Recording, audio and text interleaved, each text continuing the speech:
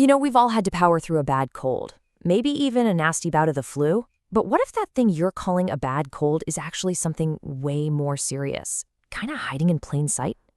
Today, we're diving into pneumonia, an infection that is so much more than just a cough, and one that, honestly, is seriously underestimated. Just listen to this.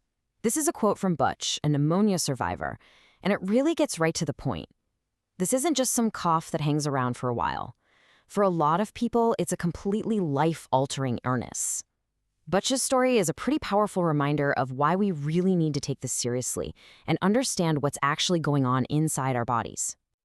Okay, so to get why it's such a big deal, we have to go deep, deep inside the body. We're not just talking about some irritated airways here. Pneumonia is a full-on battle, and it's happening at a microscopic level in the most critical parts of your lungs. And here is the absolute key distinction you need to remember.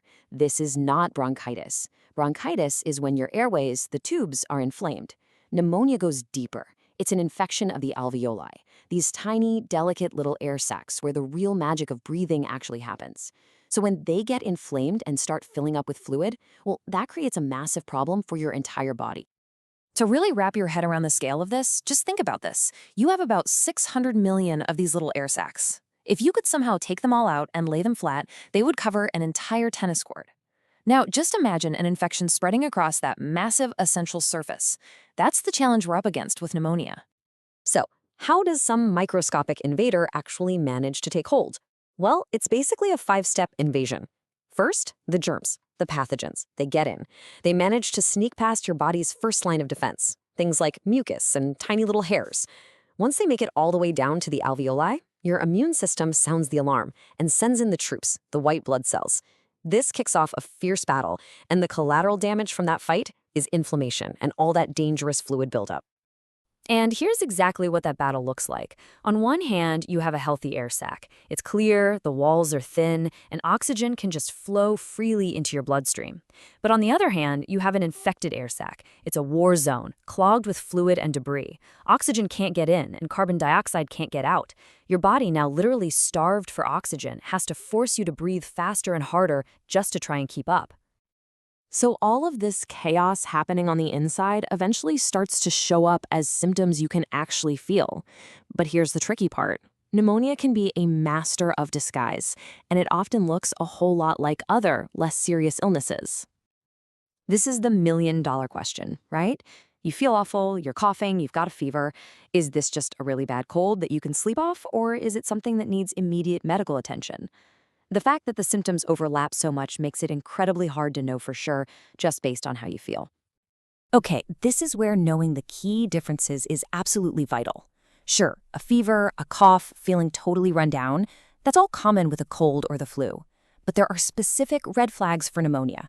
We're talking about things like shaking chills, breathing that's noticeably shallow and fast, a real pain or feeling of heaviness in your chest, or just an illness that drags on and on and on. These are the signs that your body is screaming that this is a much bigger problem. Now that we know what to look for, who needs to be the most careful? I mean, while it's true that anyone can get pneumonia, some factors definitely raise the stakes. Let's just bust a huge myth right out of the gate. There's this common idea that pneumonia is just an old person's disease, and that is simply not true. Healthy people of any age, anywhere in the world can and do get pneumonia.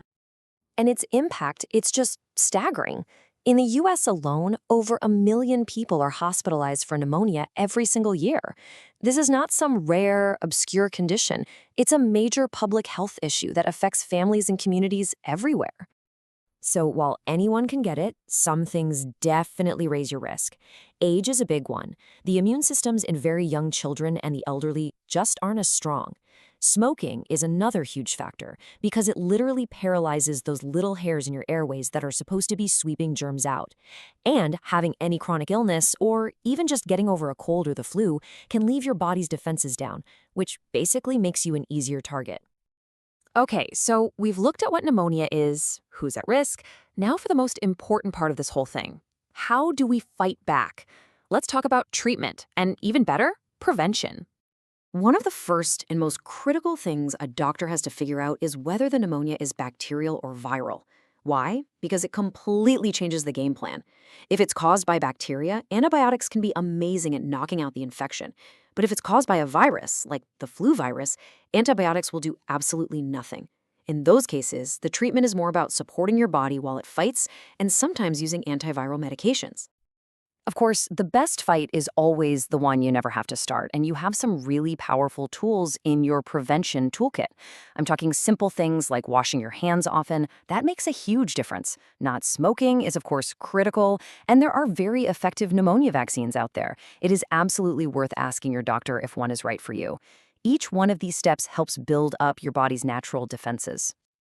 So here's the big takeaway. Pneumonia, yeah, it's serious, but it isn't a complete mystery. We can understand how it works, we can learn to spot its warning signs, and we have clear, proven ways to protect ourselves and the people we care about. This knowledge is incredibly powerful, which really just leaves one important question. What are you going to do with it?